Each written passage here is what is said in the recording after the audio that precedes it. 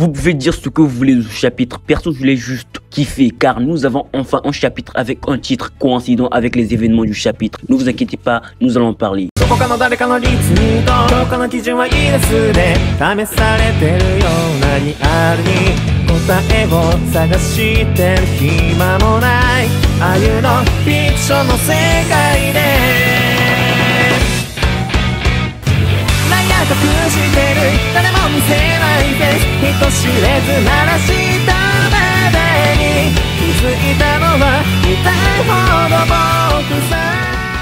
Yo les bros, c'est Big Manga, j'espère que vous allez bien, car ça va. Alors aujourd'hui nous nous retrouvons pour la revue du chapitre 107 des 4 chevaliers de l'Apocalypse, ou du nom anglais Fortnite of the Apocalypse, pas sûr de la prononciation. Le chapitre a pour titre La solitude de l'enfant sauvage, un chapitre juste incroyable, avec un point grandement notable sur Percy. Si vous ne l'avez pas remarqué, alors vous le découvrirez dans cette vidéo. Il y a aussi la porte vers le royaume éternel dans le royaume démoniaque enfin révélé. Nous avons encore un truc coïncident avec la théorie sur Nanashi. Et pour encore plus me faire kiffer ce chapitre, nous avons enfin les raisons pour lesquelles Govan a quitté le royaume éternel. Ne vous inquiétez pas, comme toujours, nous allons parler de tout cela au cours de cette vidéo.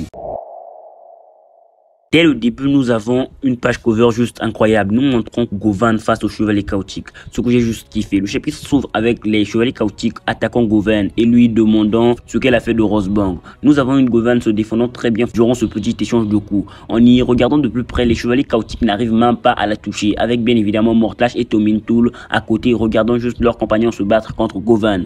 Il est d'après moi presque confirmé que Tomintoul est réellement Nanashi. Nous allons en parler un peu plus tard dans la vidéo. Nous apprenons que Govan savait qui les suivait. Concernant la façon dont elle s'est mêlée à eux, c'était lorsque le mécanisme de ces trous s'était activé pour ces chevaliers. Et donc ils ont essayé de suivre le quatuor et compagnie par derrière sans se faire remarquer. Mais lorsque le mécanisme s'est activé, ils ont été éjectés comme tout le monde.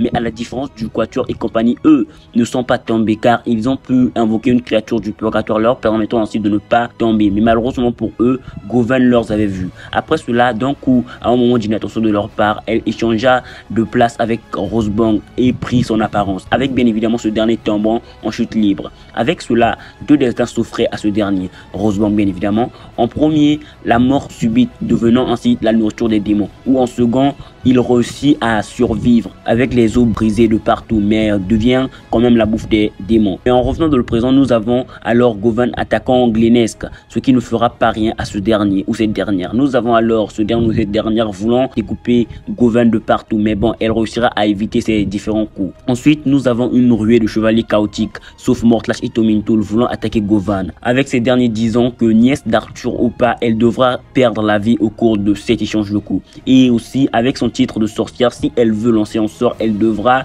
d'abord le réciter. Mais en le récitant, elle laisse des ouvertures. Ils profiteront donc de ces ouvertures pour l'attaquer. Nous remarquons avec ces cases qu'ils ralentissent petit à petit jusqu'à ce que Govan leur dise qu'ils ne pouvaient même pas faire de mal à un escargot boiteux. J'ai grandement kiffé le style graphique de ces cases. Et aussi avec cela, Govan nous a montré que les bails des sorcières basiques ne s'appliquent pas sur elle, car elle n'est pas une sorcière commode. Mais bon, revenons un peu dans le chapitre. Nous avons alors un Mortlash disant juste qu'elle était une méprisable fille. Govan dira juste à ce dernier que, comme s'il avait un peu de jugeote, il n'avait qu'à passer le message à Arthur d'arrêter de la déranger. Déjà, juste quelques pages nous montrent à quel point cette dernière est puissante. Je me demande même avec cela si sa forme musclée ne retenait pas juste ses capacités. Perso, je ne crois pas qu'elle allait pouvoir faire tout cela avec sa forme musclée. Je le dis car ça ne serait pas juste là. Car lorsque Mortlash dira à cette dernière qu'il était encore temps pour elle de revenir du côté de Camelot et de s'excuser auprès du roi Arthur, elle va juste lui balancer un rayon exterminateur permettant ainsi d'enlever sa visière. Après avoir balancé cela, elle dira juste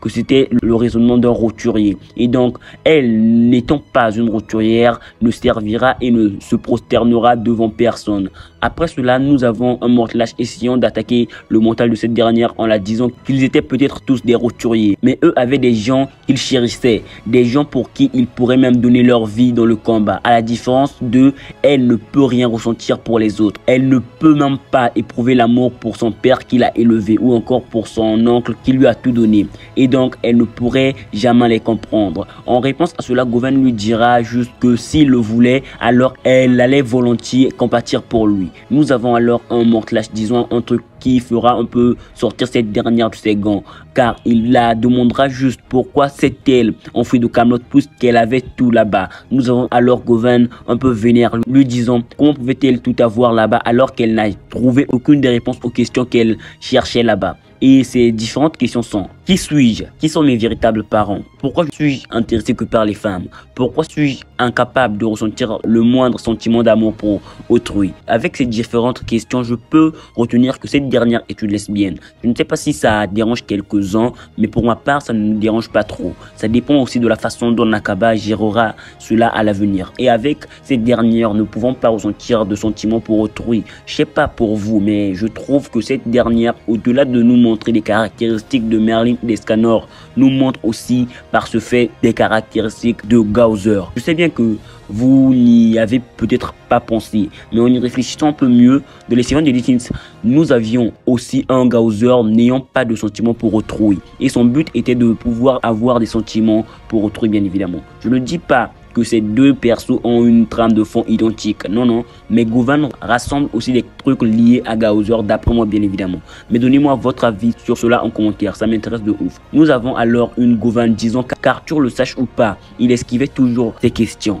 À l'inverse de ses compagnons du Quatuor qui font face à leurs problèmes en utilisant leur pouvoir pour essayer de trouver des réponses à leurs questions. Nous avons aussi un Mortlash se moquant un peu de Govan en traitant son but de jeunesse. Après ces quelques mots de Mortlash, nous avons une Govan plus que vénère, hurlant le nom de Mortlash et lui disant comment pouvait-il se moquer de son but. J'ai juste kiffé de voir cette dernière vénère. Mais bon, elle sera arrêtée dans son élan par Tomintoul en recevant un coup qui la fera perdre connaissance. Avec cette petite case, ça a presque été confirmé que ce dernier est réellement Nanashi, avec bien évidemment l'épée de ce dernier. En essayant de la comparer à celle de Nanashi, je vois bien que ça y ressemble beaucoup. Donc d'après moi, ça appuie encore plus la théorie concernant Nanashi. Mais donnez-moi votre avis en commentaire, ça m'intéresse de ouf bien évidemment. Après ce passage, nous avons Mortlash rattrapant cette dernière et disant un truc assez intéressant. C'est à travers ce qu'il a dit que les suppositions sur Percy ont commencé à germer. Car il dit clairement à cette dernière qu'il y a des gens qui se portent mieux lorsqu'ils ne savent pas qui ils sont réellement.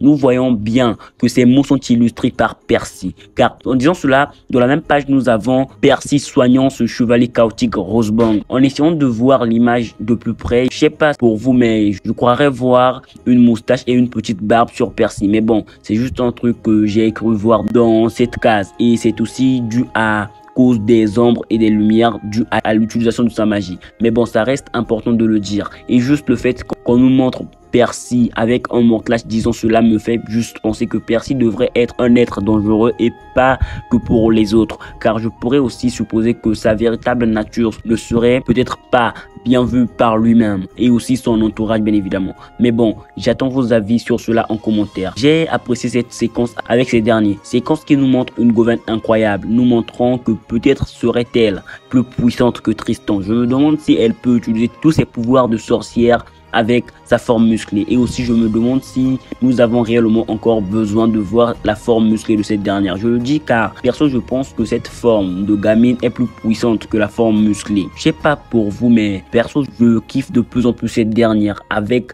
tout ce qu'elle nous montre d'elle bien évidemment. Mais je veux aussi voir Mortlash en action. En bref, j'ai kiffé la séquence, même si le fait que Mortlash utilise la ruse pour vaincre Govan m'a un peu déplu. Ça ne me dérange pas vraiment. C'est même plutôt cool d'avoir cela. Nous pouvions aussi supposer que ça se produise ainsi dans le chapitre de la semaine dernière, mais je n'aurais jamais imaginé qu'elle puisse se défendre ainsi face à tous ces chevaliers chaotiques. Dans la séquence suivante, nous avons un Percy soignant Rosebank, ce qui étonnera ce dernier car ça n'a aucun sens de faire cela. Mais bon, vous connaissez bien la bêtise de Percy. Nayan sera un peu vénère contre Percy et lui dira qu'il devra assumer les conséquences de ses actes. Après cela, il partira. Percy essaiera un peu de le rattraper. Nous avons alors Rosebank trouvant la pièce du cercle des ténèbres éternelles. Percy, en voyant cela, essaiera de la reprendre. Mais bon, il disparaîtra. Ce passage nous montre juste la agra ou l'ingratitude des chevaliers chaotiques. Et aussi, Percy devra tôt ou tard s'en rendre compte pour ne plus commettre ce genre d'erreur. Ouais, il devra se rendre compte que faire changer d'avis aux chevaliers chaotiques n'a aucun sens. Mais bon, l'avenir nous le dira. Dans la séquence suivante, nous sommes ramenés au palais royal avec Tristan face à Zeldris. Tristan lui saluera et lui dira qu'il se demandait sans doute la raison de leur venue dans le royaume démoniaque. Mais bon, nous savons bien que Percy lui a déjà tout raconté. Donc, il répondra à la question de Tristan du coup. Tristan essaiera encore d'en placer une, mais bon, Zeldris ajoutera qu'il devait rester loin de cela. Tristan, en écoutant cela, sera un peu dépité. Nous avons dans cette même case un Bélion fixant Tristan. Je sais pas pour vous, mais perso, je crois bien que Bélion pourrait aider Tristan dans cet arc. Je ne connais pas encore la façon dont ce sera fait, mais juste cette case me fait penser à cela. Nous avons alors un Tristan demandant à Zeldris si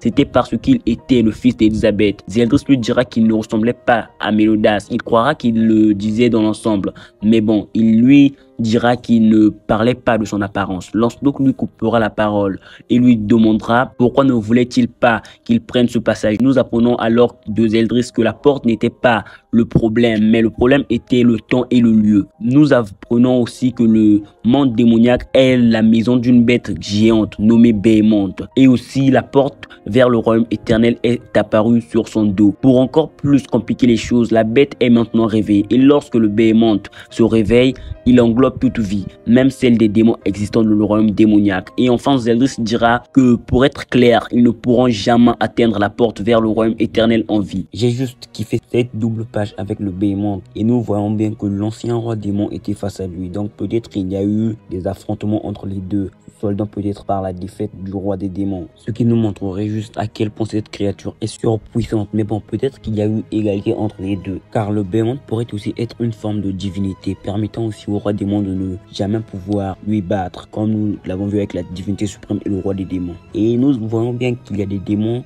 qui tombent près du Behemoth, bien évidemment. Peut-être qu'ils sont morts. Ouais, je crois bien que ces démons ont perdu la vie en essayant de s'approcher de cette créature. Non, plutôt de cette calamité. Nous avons en fin de chapitre Percy devant cette scène horrible. Nous pouvons remarquer qu'il tremble un peu en regardant bien évidemment le réveil du Behemoth un peu au loin. Si nous essayons de regarder de plus près, nous pouvons clairement voir les différentes cornes de cette créature. Si je peux bien évidemment les appeler cornes. Ouais. Mais parlons un peu de ce monstre, car j'ai essayé de faire quelques recherches et donc voilà quelques informations pas du tout en accord avec l'histoire originelle, bien évidemment, concernant la version biblique et mythologique du Behemoth. Alors, il a été créé par Dieu. D'autres pensent qu'il est une créature du chaos. Il vit sur terre et aux enfers. Il a une queue ressemblant à un cèdre. Sa représentation n'est pas claire, car certains pensent qu'il peut s'agir d'un hippopotame, d'un rhinocéros, d'un éléphant ou même d'un dinosaure.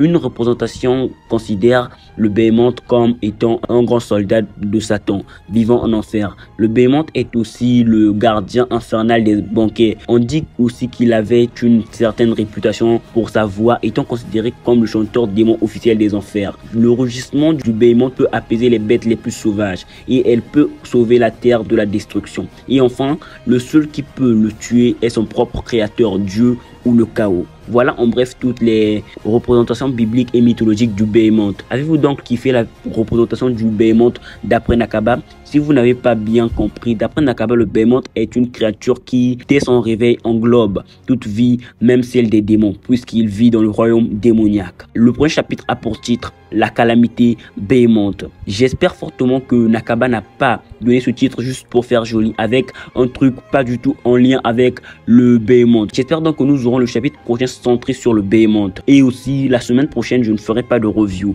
car j'ai les partiels à préparer. Excusez-moi du désagrément, bien évidemment. Et aussi, je compte vous mettre quelques vidéos théoriques que j'ai préparées à l'avance. J'espère que vous kifferez ces vidéos, bien évidemment. S'il y a encore des points importants que je n'ai pas pu élucider dans cette vidéo concernant ce chapitre, dites-le moi en commentaire, ça m'intéresse de ouf. Nous pourrons bien évidemment encore plus en parler.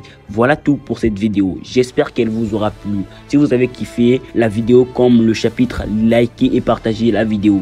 Laissez votre avis sur cela en commentaire. Si mon contenu vous intéresse, abonnez-vous, ça me ferait énormément plaisir. Il y a mes différents réseaux sociaux en description. N'hésitez pas à les check, je compte sur vous. J'espère que vous vous porterez bien jusqu'à la prochaine vidéo. Mais surtout, bonne continuation. 4つの厄災で世界を滅ぼす4人の聖騎士。てめえがその一人だ。